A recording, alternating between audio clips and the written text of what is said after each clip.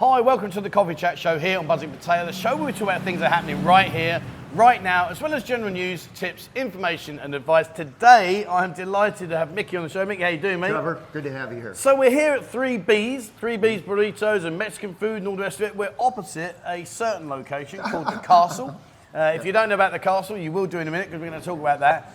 But also, not just here, you're involved in other businesses here, aren't you? Yes, sir. 3B's is partnered inside of Tahitian Queen, which Tahitian is... Queen. Well, we'll talk about that in a bit. Yeah, we'll talk about that in a bit. First go in Pattaya. Yeah. And then Wild Things in Soy 6. Fantastic. So how long have you been here in Pattaya?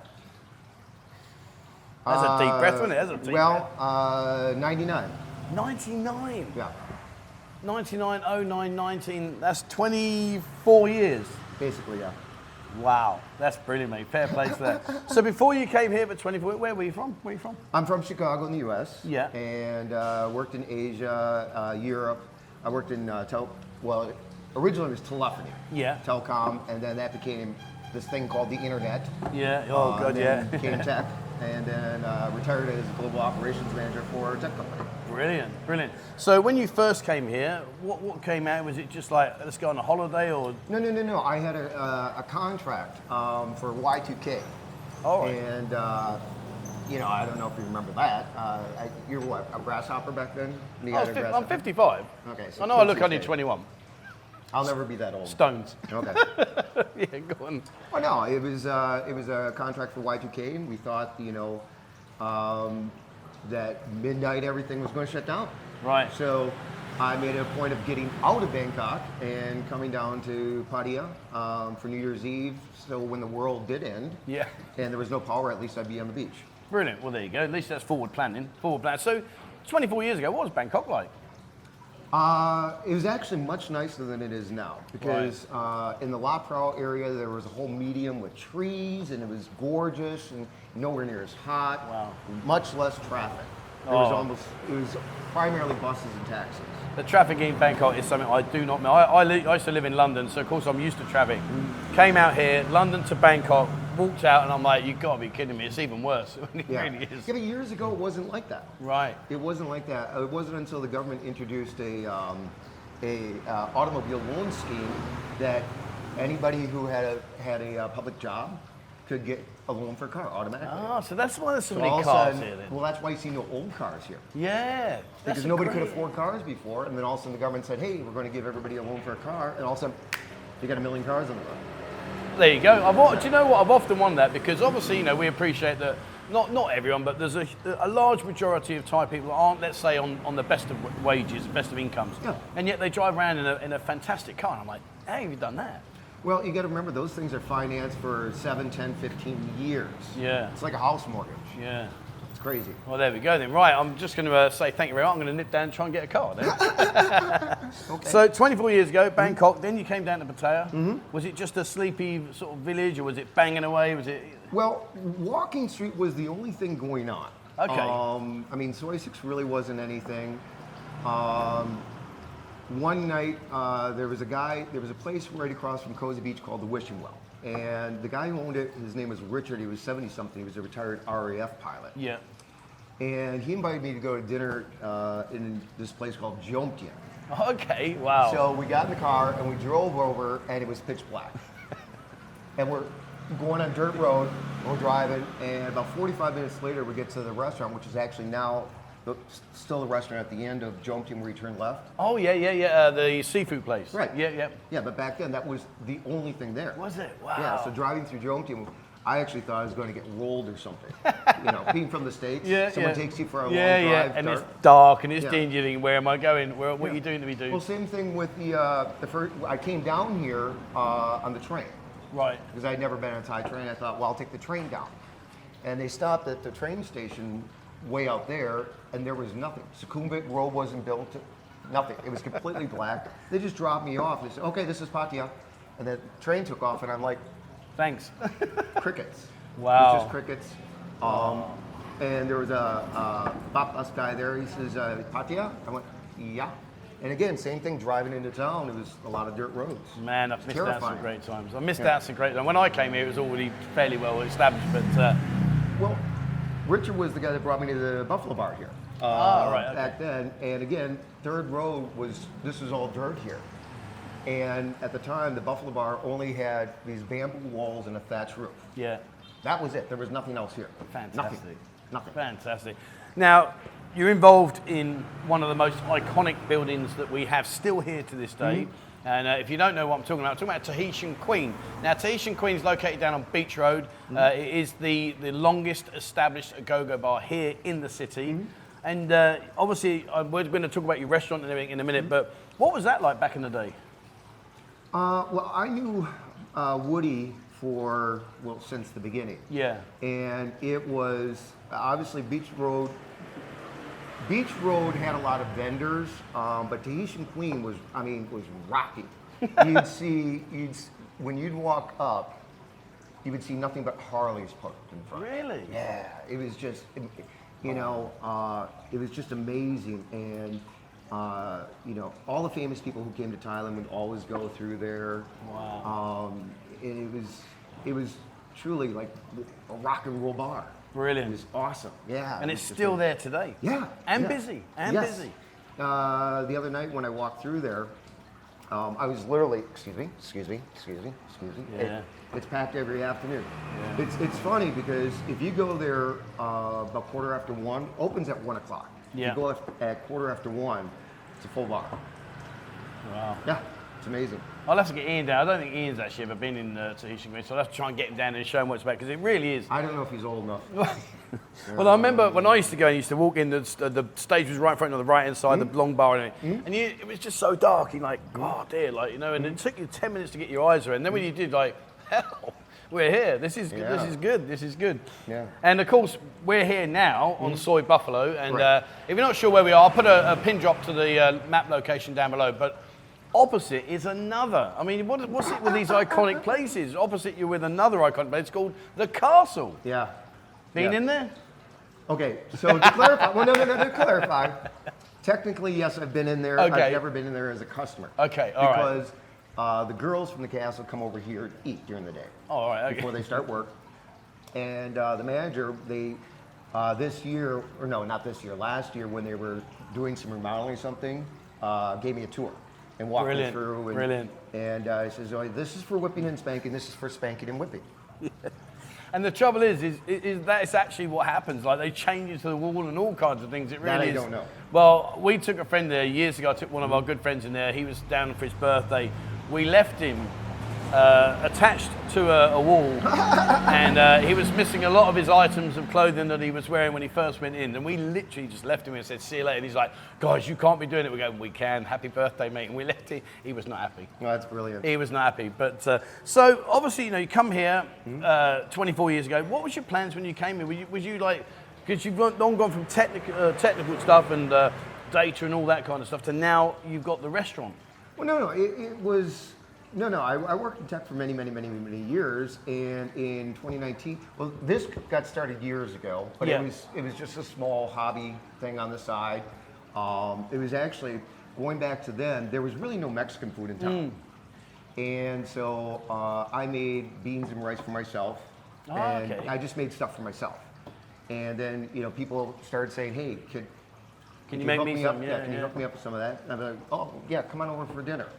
And they're like, can I get some of that to go? And I'm like, oh, sure. So I just did that, and then it turned into a business where people were actually ordering. And again, it was still just a hobby thing, really. And then before COVID, we had a lot of the bars ordering taco parties. And that continued to grow. And then my company got bought out in 2019. Right. Okay, by an investment firm out of Germany. And so I thought, okay, perfect timing. I've had a long career. I'm going to retire, travel and do some golf. Oh, okay. You play golf? Yeah. Good man. Absolutely. I play temperature golf. So if it's 35, that's what I shoot in first hole. But COVID hit. Yeah. And so couldn't do anything. All of a sudden, we went from, steady business every day to exploded where it had, at any given time, 40, 50, 60 delivery drivers. Yeah, of course, yeah. And one of the times, the city and some cops showed up and said, hey, you can't have all the delivery drivers, that you have to do social distancing. And I was like, God. they're not my drivers. Yeah. Now, what do you do about it? So when you started this, I mean, you mentioned that you started it as purely just food for yourself, and then obviously it's now established into a very well-respected Mexican restaurant. Yeah. And credit where credit's due, fair play for that. Were you nervous? Because it's one thing cooking for yourself, but to cook for people that are actually paying you to cook, was that nerve-wracking for you? Not really. I mean, because it was just guys saying, hey, Mickey, did you make any beans and rice? I said, yeah, I just made a batch. Can I buy something off you? Right. It was, okay. And that wasn't intended to be a business. But then all of a sudden there was people who were like ordering. So I told her to hire some staff to actually do it, because it wasn't something I wanted to do. It wasn't. I didn't want to like start cooking for other people. Yeah. If you follow me. Yeah, understood. For friends, I love. Hey, come on over for barbecue. Yeah, I'm cooking. Yeah, come on over for the barbecue. That was that type of thing. And then it just exploded. Well, not exploded at them, but then the parties and stuff. COVID is when it really exploded. And your menu, I mean, obviously beans and rice to now like a comprehensive menu. And I'm guessing, rightly or wrongly, correct me if I got this wrong, but I'm guessing you probably didn't cook some of the dishes that you now offer. I mean, how's that menu expanded? How have you added products? Really simply. Okay, on the menu we have something called Danny Burrito. Yeah. Okay. So Danny's from Arizona, and he was one of the guys that was like, "Hey Mickey, can you make me a burrito?" You know? Okay. And then one day he said, "Can you make me a burrito? I want double meat, no beans and rice, extra cheese, and sautéed onion." And he'd been, getting burritos for like 6 months. Yeah. And then all of a sudden, someone else calls up and says, "Hey, can I get Danny's burrito?" And then other guys just started calling up, "Can I get Danny's burrito?" "Well, can you make me a Danny's burrito but with pork? Can you make me a Danny burrito with beef?" So the menu just evolved through the customers. What people would, regular customers order stuff, and it's like our breakfast burrito, which is a signature item. It was just, we had the breakfast burrito, and then Alex, who is a regular customer, one day he says, "Can you throw in some the Mexican black beans and potatoes in it?" Gotcha. And that again became, and he still orders it every morning. Does he? Wow. Yeah. Wow. And he's actually Mexican. Well, he's a Mexican American. Right, gotcha. And I mean, obviously, the location we're in now is a great location, especially if the Buffalo Bar right at the front there. I mean, an iconic Buffalo Bar, and of course the castle. But you're now supplying other places as well, aren't you? We're partnered up. We're partnered in TQ, Tahitian Queen, and Wild Things in Soy 6, and then we've got a couple more locations that are in the works. And how's it going with the partnership, like with TQ and the Wild Things? Because people often say, "Oh, I'll go out," but the one thing, like when Ian does the bar crawls, one of the things that people say to him quite a bit is, "What time's the food stop?" And we're like, "Well, there isn't one." But when you go out, especially if you're going out, like you say, 1:15 in TQ, you're going to need some food. And it's amazing how many people, like 4 or 5 o'clock, "Oh man, I'm so hungry. I mean, how's that affecting your business? Is it like a set time slot of demand where you say, "Oh right, look, we're getting to 4 or 5 o'clock now. We know we're going to be like flat out"? Well, no.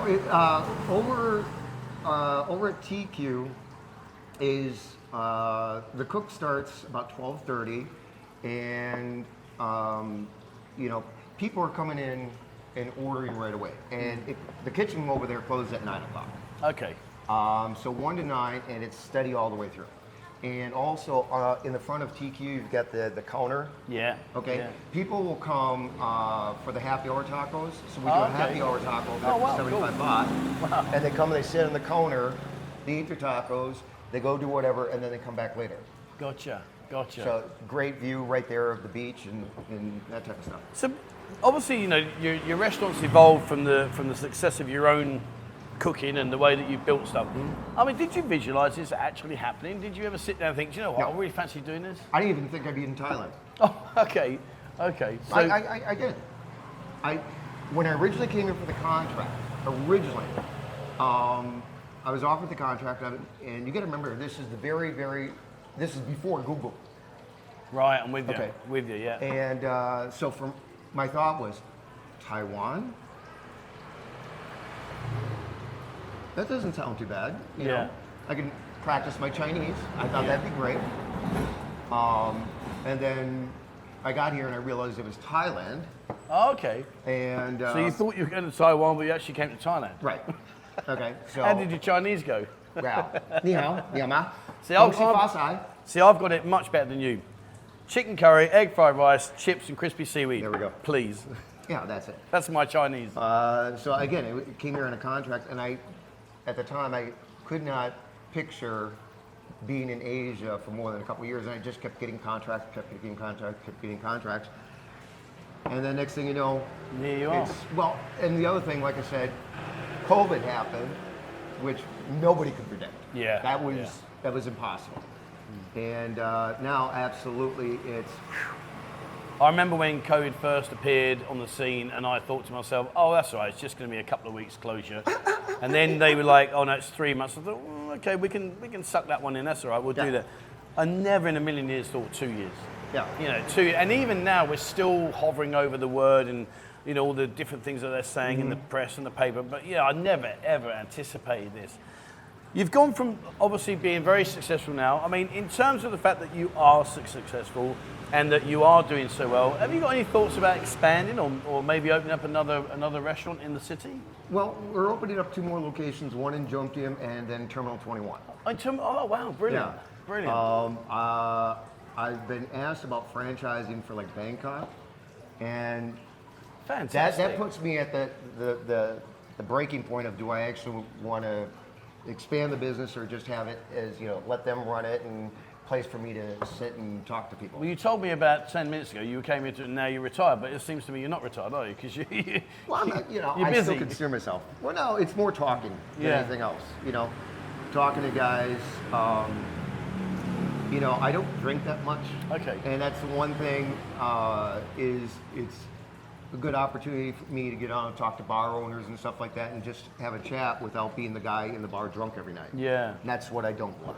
So one in Jomtien, great location, definitely a good. Terminal 21, interesting choice of location there.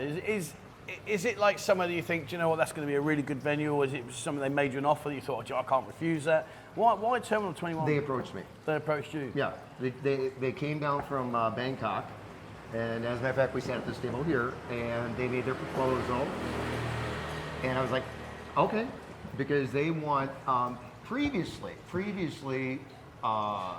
this is going back before there was no Taco Bell in town. Yeah. They wanted nothing to do with us. Right. But now that Taco Bell's come to Thailand, all of a sudden there's this new awareness for Mexican food. Yeah. So now they're like, yeah, we got to have Mexican in Terminal 21. Right, and they came to you. Yeah. Fair play to that. That's brilliant. Yeah. Happy days. So you're obviously a very busy man, and you've got a lot of things going on, and TQ, and the down at 26, and here. How'd you relax? Apart from you, what's your golf? What do you play off? Sorry? What's your handicap at golf? What do you play off? I know you said it was a temperature. No, I just. You play for fun? Yeah, I just play for fun. So you like me, then you spend most of your time in the trees looking for your ball? Well, no, when it goes to the trees, I just let the snakes have it. So, I just take the penalty. It doesn't matter because it's just a fun thing. When friends come into town, they're like, hey, let's go golf. Yeah. Like, okay, we go. Let me dust off the clubs and we'll go and have another game. Yeah, that's basically it. Is that when the snakes are going, oh, hang on, we've got some more incoming ball shots now coming in? Those aren't balls, those are crocodile's eyes, okay? Brilliant. So stay out of the water hazards. You've been here 24 years. Yeah. I'm guessing that you've travelled around the country. Yeah. What's one of your favourite places here in Thailand? Ooh, interestingly enough, I would have to say Koh Chang. Oh, nice shout. Used to have a house in Phuket. We used to live in Phuket for about a year and a half, and Phuket wasn't my thing. But I love Koh Chang for the simple reason it's big enough you can drive around, but you feel the absolute peace and serenity. It's not like when you go over to Koh Lan or other places, you got so many tourists. It's like difficult to relax. And sometimes you get the hawkers trying to sell you a watch or something on the beach. So Koh Chang is a place where you can go, and it's truly peaceful. If you've been to Koh Chang, have you been to Koh Kud? Yes. Oh, isn't that beautiful? Yeah. That's my favourite. That Okay. is my place. Coalwood is just, lovely, lovely. Yeah. Well, it's been a pleasure talking to you. It really Whatever, has. I Guys, we're appreciate going to put that. all the links to the restaurant here. But before you go, especially with yourself, because you've been here a long time, you've seen the city evolve, the city go from being a sleepy, dusty road environment to now, as you know, many millions of people now know it as. I've got a guy watching the channel. He's never ever been to Pattaya before, has no idea what to expect. I've just got him. I said, son, put your bags down over there. Come and sit down next to Mickey. What would be your words of advice? I've got him now, see. Well, no, I would just say some people like coffee, some people like tea. Whatever flavor of coffee, tea, or whatever you want, if you can't find it here, it doesn't exist. Wow, I like that. I like that. Coffee and tea, if it doesn't exist, it isn't here. Yeah. That's fairly straightforward because, to be honest with something you, for everybody's taste. yeah, and I think that's one of the things I love about the city is literally, it's just so diverse. It's beyond, it's just beyond reality. You can go around the corner, you'll see this or that, or find this or find that, and like you say, coffee and tea, even lemonade, orangeade, Fanta, you name it, we've got it all here. Yeah, we've if got you it all can't here. find it, it doesn't exist. There we go. It's Brilliant. that simple. Brilliant. Well, it's been an absolute pleasure. Thank you so much, Mickey. Thank you for stopping in. Guys, come down. You know, even if you're not into Mexican food, just come down and have a chat with this man. He's got Check out 24 the years. murals. Oh, yeah, there you go. Did you paint them? No, the guy's still working on it. Oh, is he? Oh, okay. Yeah. Well, check out the murals. But all jokes aside, come down and have a beer if you don't want to eat food. Have a chat with this man. 24 years. I can promise you now, 24 years, this man's got heaps and heaps of stories and knowledge and expertise he can share with you. So come down, and if you're liking Mexican food, well, there you go. Says it all. If Terminal 21 are coming here and saying, we want you to be part of us, that says a lot for them. So come down, have a look at the food, check out the food, and I'm sure you're in for a great time. All right, that's it for me. That's it for Mickey. Thank you very much indeed for watching, guys. It's been a pleasure as always. Please remember, hit the subscribe button and also the bell icon if you'd like to be notified when I bring out a new video. Have a look on our new members area and our website, or get all the information here onto the website for you. So have a look on there and get on Discord. You can also check out 3Bs on Discord. We've got a page there. And if you'd like to support the channel, there is a link in the description below, and I'd like to see you over there. That's it for me. That's it for Mickey. Thank you so much indeed, and wherever you are in the world, stay safe.